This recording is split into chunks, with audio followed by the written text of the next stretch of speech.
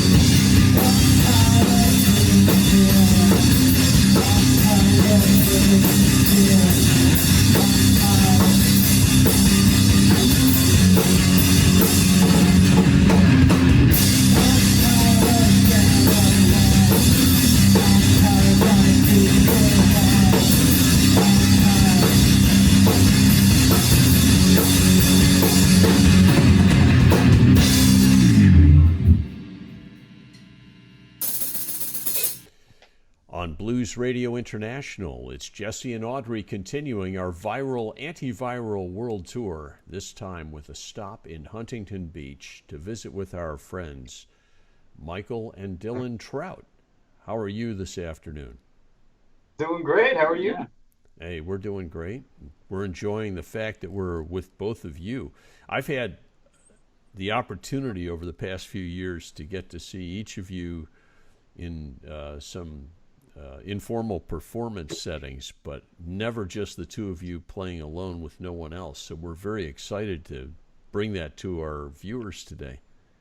Yeah, excited to show it off. Yeah. So what's it like for each of you? You have very, very different and broad musical tastes, and I appreciate each of you for all you bring to music intellectually and the spirit you bring to it. How did you come up with what you're playing today for us? Well, it was pretty much like we both grew up with a lot of like punk inspired music and very like fast and loud stuff. And it's always been very like cathartic for me personally to play. And it's always just been my favorite thing to do. So we were like, why not just get it done, you know? Yeah. Bass and drums. Yeah, that's when we heard Death from Above 1979, that's when we just kind of immediately knew that that's kind of something that we wanted to try, I guess. Yeah. So. But how about the two of you playing together? You obviously come from a musical family, but the two of you doing this, how long has that been going on? Technically a while. Yeah. We've been jamming together since I started playing guitar again in high school. So like that's 6 years ago. Yeah. Pardon my French, but like 6 years ago is when we kind of started playing together a little bit, and then just kind of I guess evolved from there into what it is now. So, yeah. So, tell me about your musical influences, each of you, because you grew up with a certain kind of music that we're all familiar with here, but you both have broadened into areas that have nothing to do with blues or the records that your mom and dad played. Yeah. I mean, we grew up with a lot of, my dad would play a lot. He's a big like soul and funk kind of dude, which kind of translated over to me. Like my favorite band of all time is Sly and the Family Stone, but we also grew up with a lot of like pop punk and stuff. I got that from him. Yeah, sorry. And it's always just been kind of, for me, it's kind of the most cathartic music, and I've always really respected it for that. Michael, what turned you on to punk? Kind of a lot of things. I mean, when I was a kid, my dad was, he kind of knew a little bit about it. Like he'd be like, oh yeah, the Ramones were a band, and here's one of their albums or whatever. But then I had a neighbor across the street who ran a punk record label, and he gave me a mix CD of a bunch of different punk stuff and let me borrow some of his vinyls and stuff when I was in like 4th grade. And so that kind of was my introduction to like classic punk and stuff like that. And that always kind of remained my favorite kind of stuff in that area. So from there, I branched out. I started listening to all the classics, the Misfits, the Ramones, that kind of stuff, of course. But then it broadened out when I got, when I found the internet, I guess, and I could kind of just find playlists of all sorts of stuff. And then it, also I gotta give a shout out to the Tony Hawk games when I was a kid, because they had fantastic soundtracks, and that's where I found bands like Death from Above. and stuff like that. So, yeah. Well, where do you guys see yourselves musically? Do you want to follow in more of a punk rock path, or where do you see yourselves headed?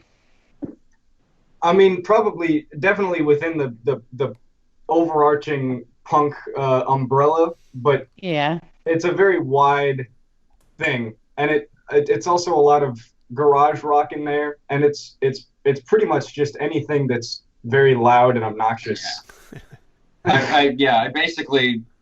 basically just go for loud and fast, and as loud and as fast as we can go within the branches of a certain groove or whatever. Yeah, without it sounding completely terrible. Yeah, we try to get a little noisy, but And why do you suppose that is? because noise rock is awesome. It's just it's Good explanation. it's a lot of fun to just turn up as loud as possible and hit as hard as possible, and just kind of become a caveman for a little bit. Yeah. How has that evolved? I'm sorry. No, it's fine. Go ahead. How has that all evolved? Because I mean, I'm familiar with the beginning of punk, and you've named some of the people who are the foremost icons of punk music. But it evolved from there to where it is today. Well, I mean, it was a very gradual thing, and I don't know how punk evolved. I mean, obviously you have the forerunners like the Sex Pistols and the people that really started it off, but there's a lot of people that took it in really a lot of poppier directions, like Husker Du.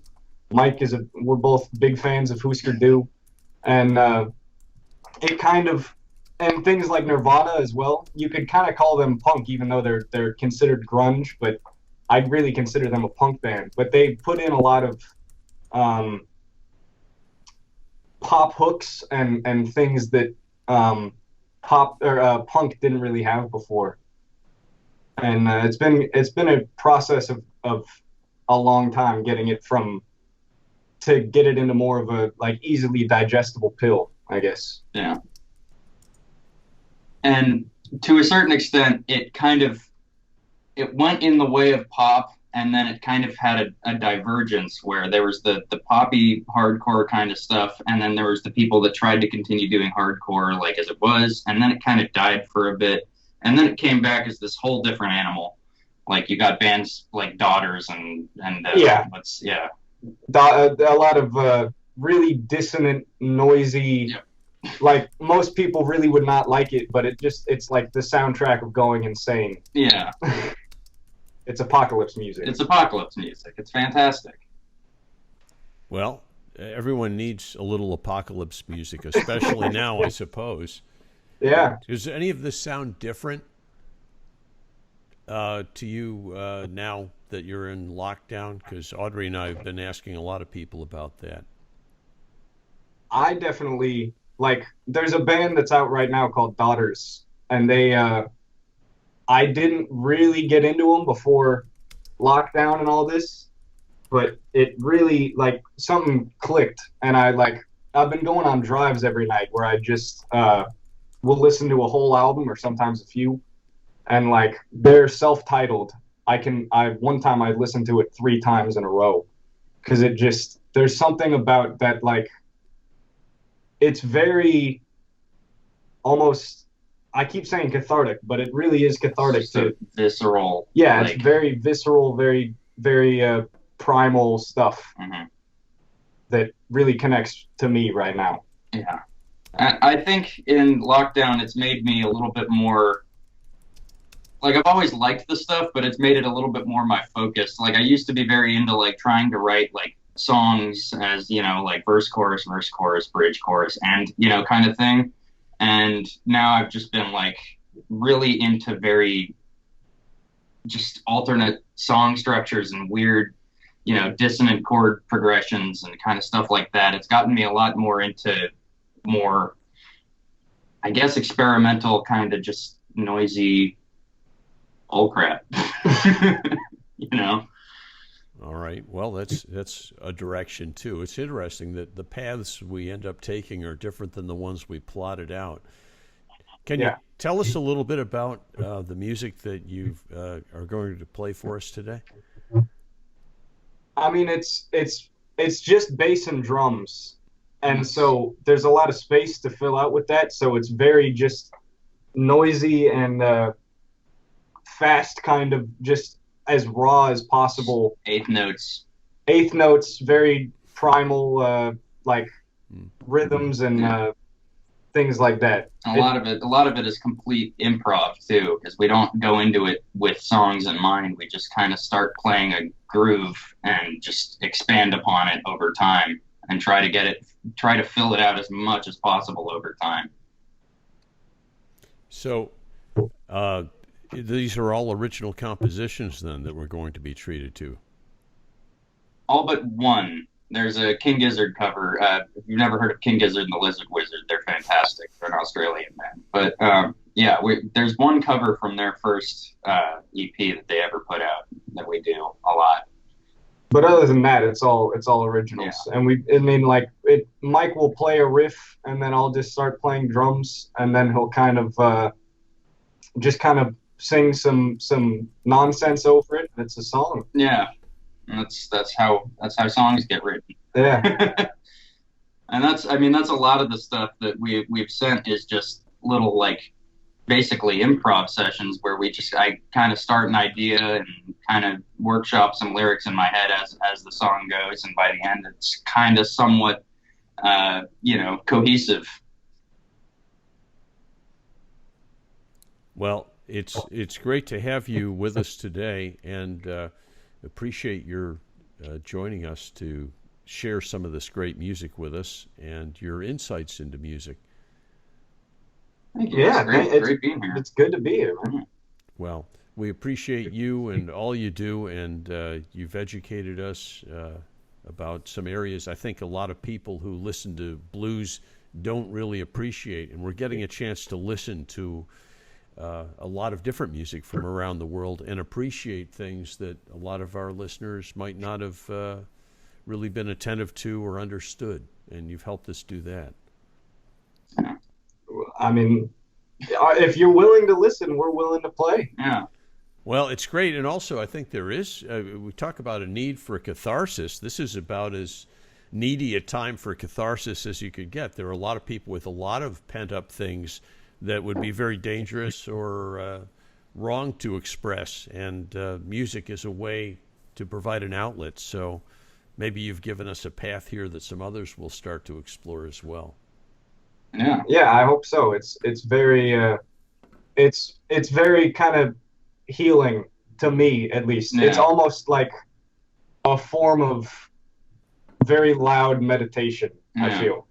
Because you get locked into like a trance almost. You start playing and you don't care about whether or not it sounds good. You just start going and you have a good time in that moment, and it's a beautiful thing. I don't know. Well, thanks for sharing that with us. And also, I've got a comment on your rather spectacular choice of hair color, Michael. Thank you. That's a Thank big you. change from when I last saw you. Yeah. I went from platinum blonde to jet black. So, yeah. Hey, we're all making some transitions here, one form or another. Yeah. Yeah, I shaved my head a little while ago. I've always had very long, like afro-y hair. It's one thing I will say is lockdown has been very good for like self-reflection for me, and trying to do things differently, because it gives you kind of a way out to try new things because you don't have external pressures. Yeah. What All of a sudden you have this, I'm sorry. sorry. What would the two of you suggest for people who are in this lockdown situation? They want to express some creativity. They might not consider themselves skilled artists or musicians. What would you suggest people do to de-stress and to express some of that creativity? I mean, for me, I've been meditating a lot, and then just kind of picking up a guitar and playing chords and just kind of doing idea soup. And even if it doesn't sound good, it's like it's just a way to get what's inside out, kind of. Like, you don't have to write these complicated long symphonies. You just gotta put what you're feeling into music, however you do that. Yeah. I don't know. Color and cut your hair and try to learn how to use a synthesizer. That's what I do all the time. So, Well, you know. those are good suggestions. Thank you both for joining us today from Huntington Beach, and we hope the family stays well. We love you and look forward to seeing you in person sooner rather than later. Yeah, me too, man. All right. Take care, guys. All right, you too. Thanks for having us. Bye. Bye-bye.